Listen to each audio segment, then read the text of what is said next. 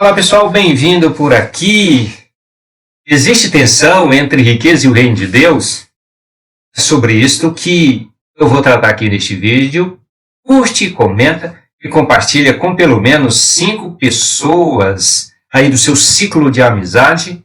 A tensão entre a riqueza e o reino de Deus é bíblico? Está na Bíblia essa tensão? Existe esta tensão do ponto de vista de Deus, da teologia, da palavra de Deus? Não, esta tensão é criada pela igreja. A igreja criou a dicotomia entre riqueza e reino de Deus ao longo da história. A igreja criou a tensão entre terra e céu, criou tensão entre secular e sagrado, inventou essas coisas. Foi a igreja que inventou. Biblicamente não existe essa tensão. A riqueza é de Deus, o céu é de Deus, a terra é de Deus, tudo é de Deus, a riqueza é de Deus. O grande vilão dessa história não é a riqueza. A vilã não é a riqueza. O grande vilão desta história é o pecado. É a ganância do coração do ser humano. A palavra de Deus, que é viva, vivíssima e eficaz, como espada alguma de 2 gumes, que corta dos 2 lados, que corta e penetra até a divisão do corpo, da alma, da junta e da medula, é atualíssima e nos ensina exatamente como devemos considerar, como devemos compreender, ter uma visão saudável de mundo com relação à riqueza. É um assunto atual. Riqueza e reino de Deus não são dicotômicos e não existe tensão alguma, a não ser aquela tensão que a igreja criou e continua nutrindo ao longo dos séculos. Hoje, precisamos discutir, continuar conversando sobre esta questão que para algumas pessoas é embaraçosa, para algumas pessoas é complicado. Mas não é, nós não temos culpa de terem ensinado de forma errada. Foi a igreja que ensinou ao longo dos séculos a maneira errada de compreender a riqueza de Deus. Então, para mim, isso não é embaraço nenhum. Não é polêmico falar disto. Em Atos dos Apóstolos, no início da igreja, lá no capítulo 2 do livro, os apóstolos, os cristãos vendiam suas propriedades e entregavam o dinheiro aos apóstolos, que escolhiam pessoas para administrarem aqueles recursos e distribuir às pessoas carentes e necessitadas. A Bíblia relata isto. E não relata como doutrina. Não foi doutrina, não foi estabelecido como doutrina distribuir, vender os bens, entregar aos apóstolos para que eles pudessem escolher pessoas capazes de administrar e gerir aqueles recursos. Não foram estabelecidos, essas coisas não foram estabelecidas como doutrina para a igreja. São apenas relatos. E com muita razão e propriedade os irmãos faziam aquilo, porque eles estavam acreditando que Jesus viria logo imediatamente. Eles achavam que Jesus ia voltar no dia seguinte, no mês seguinte, então vamos usar todo esse dinheiro para socorrer os pobres, para ajudar as pessoas que não têm, para os irmãos que se convertiam. Eram os irmãos e não as pessoas de fora da igreja. Os irmãos pobres que se convertiam, as pessoas pobres que se convertiam, passavam a ter assistência ali de alguma coisa para comer, considerando que a nação de Israel naquele tempo vivia subjugada debaixo do totalitarismo romano, o governo romano que levou a nação de Israel a uma situação de pobreza e miséria. Os judeus viviam na pobreza e na miséria nos dias de Jesus Cristo, por causa do governo romano, da imposição da tirania e do jeito romano de governar e imprimir opressão, escravidão ao povo de Deus. E com a escravidão e a opressão não há riqueza. Quando o Estado pesa a mão sobre o povo com altos impostos e taxas E foi isso que o Império Romano fez com o povo de Israel. Nos dias de Jesus, a nação de Israel vivia debaixo de uma opressão e de uma cobrança de imposto muito grande. As pessoas ali em Israel não conseguiam produzir, não conseguiam viver bem, não havia riqueza, não havia renda em Israel, porque o Estado romano imprimia opressão ao povo. Quando Jesus Cristo pregou a palavra de Deus, ensinou as pessoas e formou a igreja, quando ele voltou para o céu, a igreja ficou achando que ele ia voltar imediatamente. Então, algumas pessoas que tinham, alguns irmãos que tinham alguma coisa, vendiam e entregavam aos apóstolos para que eles pudessem distribuir aos irmãos pobres ali da igreja bem no comecinho. Acontece que os irmãos estavam equivocados, eles entenderam mal, interpretaram mal o ensino de Jesus, como acontece com todo cristão. Todo cristão, hora ou outra, interpreta erradamente aquilo que Jesus falou até hoje, isso continua até hoje. Isso não é demérito reconhecer que se interpreta errado a palavra de Jesus, o evangelho de Jesus, em algum ponto específico. Os irmãos ali bem no começo da igreja interpretaram errado, entenderam errado. Eles achavam que Jesus ia voltar imediatamente no dia seguinte, no mês seguinte, no ano seguinte. E Jesus Cristo não voltou e aquilo gerou uma pobreza muito grande, gerou mais pobreza ainda na nação de Israel. Pobreza por quê? O governo romano imprimia opressão e escravidão e alto peso de impostos sobre o povo, e agora somando-se ao fato dos irmãos que tinham alguma coisa terem vendiam tudo e entregavam aos apóstolos para distribuir às pessoas necessitadas. Muita miséria em decorrência disso. No livro de Atos nós vemos ali a igreja solidária com os pobres, contudo, em uma situação que eu nem sei se eles tinham como fazer diferente, porque eles acreditavam que Jesus ia voltar imediatamente e a nação vivia debaixo de um totalitarismo que gerava muita pobreza mesmo. Então, ali em Atos dos Apóstolos não é um texto doutrinário para se estabelecer como doutrina padrão. É apenas o relato de como os irmãos agiram naquele momento, naquela situação, com as informações que tinham, com a luz que tinham naquele momento, eles agiram daquela maneira, mas não está ali ensinando que a igreja, que os cristãos têm que fazer isso, vender os seus bens e distribuir aos pobres. Isso não existe. Isso não é doutrinário, a Bíblia não ensina isso. Isso não reflete o espírito das Escrituras. Nós vamos ver, inclusive, um texto de Jesus falando com um homem rico. Nós vamos entender direitinho por que Jesus falou aquilo. A igreja usa todos esses textos ao longo da sua história para produzir essa tensão entre riqueza e reino de Deus. O que as Escrituras do Velho Testamento nos ensinam é que a riqueza é de Deus e Ele dá a quem quer.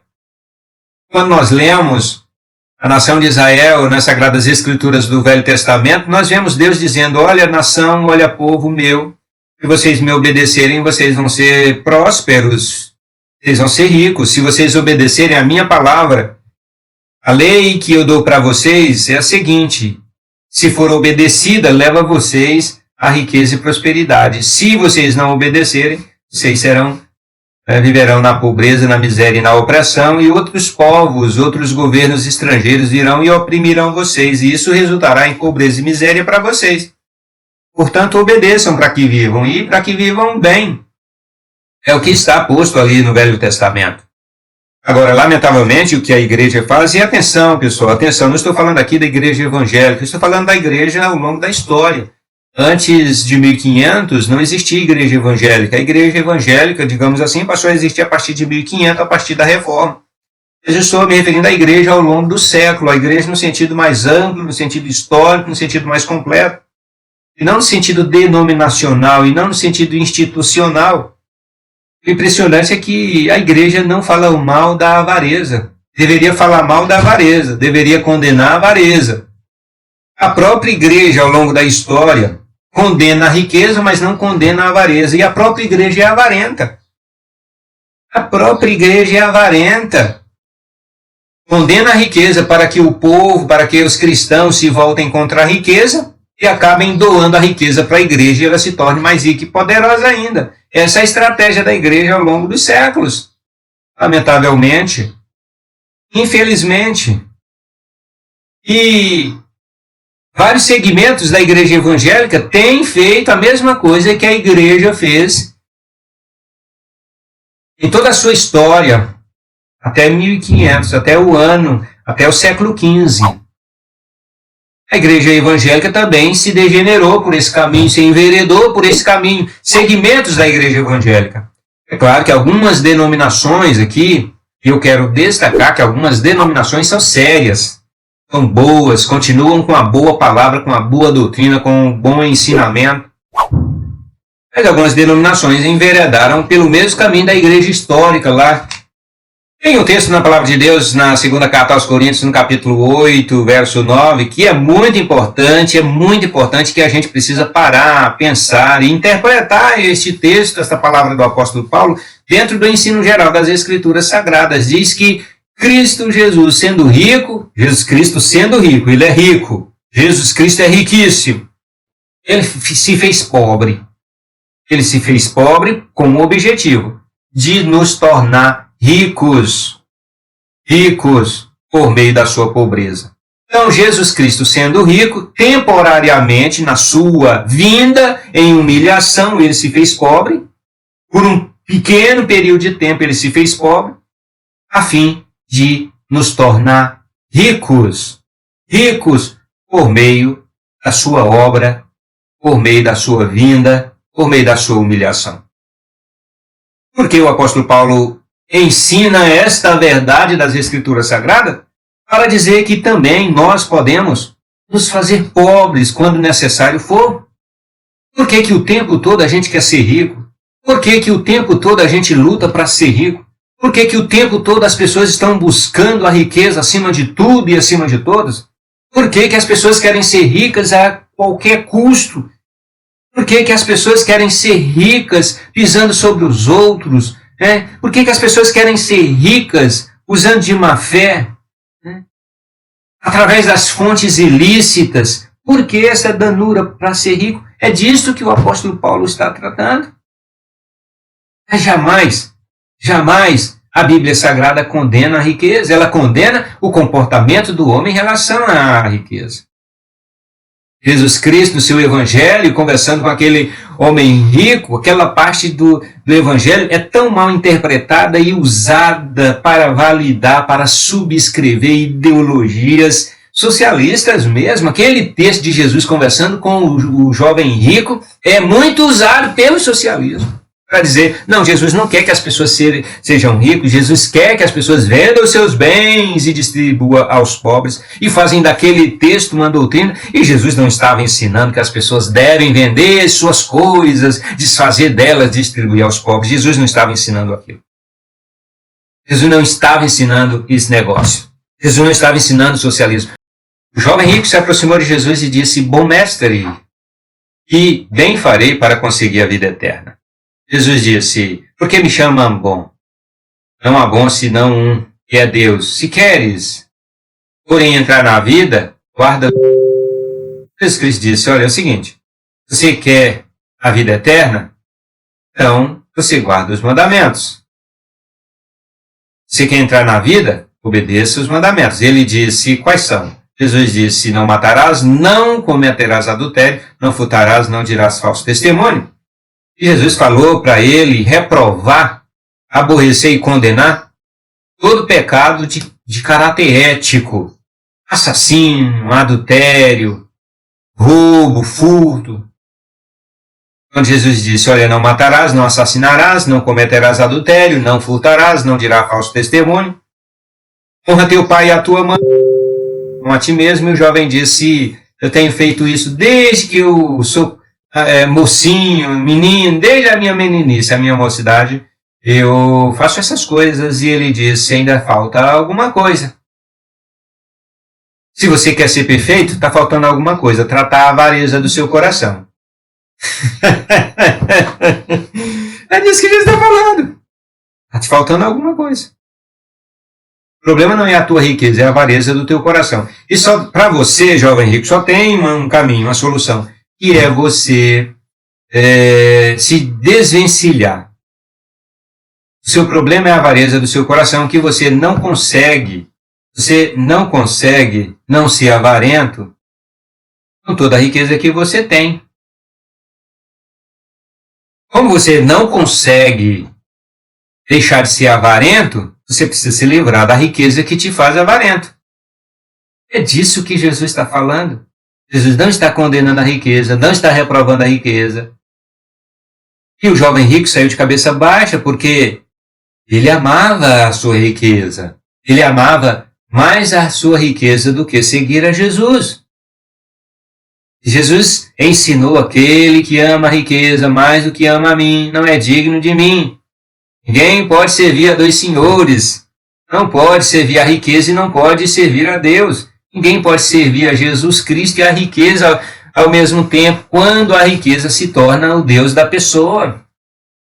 A pessoa só consegue servir a Deus, a pessoa rica só consegue servir a Deus se ela não fizer da sua riqueza o seu Deus. Agora, se ela passar a fazer da sua riqueza o Deus da vida dela, então ela não vai conseguir servir a Jesus, não vai conseguir seguir a Jesus. E aquele jovem saiu de cabeça baixa porque ele não conseguia ser rico e ao mesmo tempo servir a Jesus.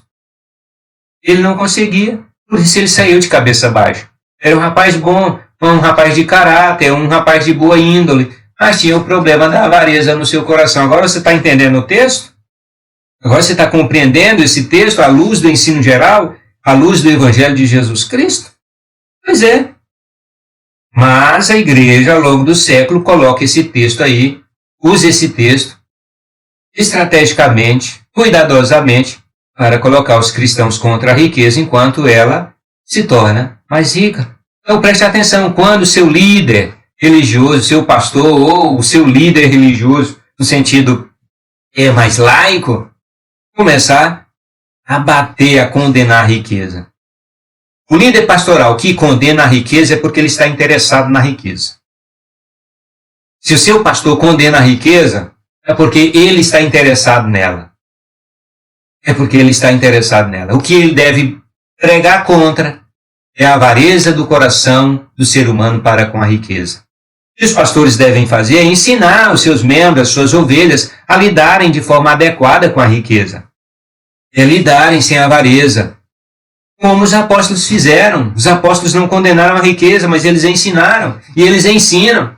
Olha, pessoal, lidem bem com a riqueza. Sejam mão aberta. Não sejam avarentos. Não sejam gananciosos. Lidem bem com a riqueza.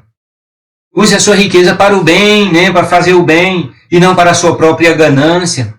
Continue rico, continue trabalhando, continue prosperando, mas use a sua riqueza para o bem, e não para acumular tesouro na terra. Não. É isso que os pastores têm que ensinar. Mas alguns batem contra a riqueza, tem que acabar com a riqueza, tem que acabar com a riqueza. Pega a sua riqueza e dá para os pobres, e aí você vai para o céu. Isso, infelizmente, acontece e acontece muito.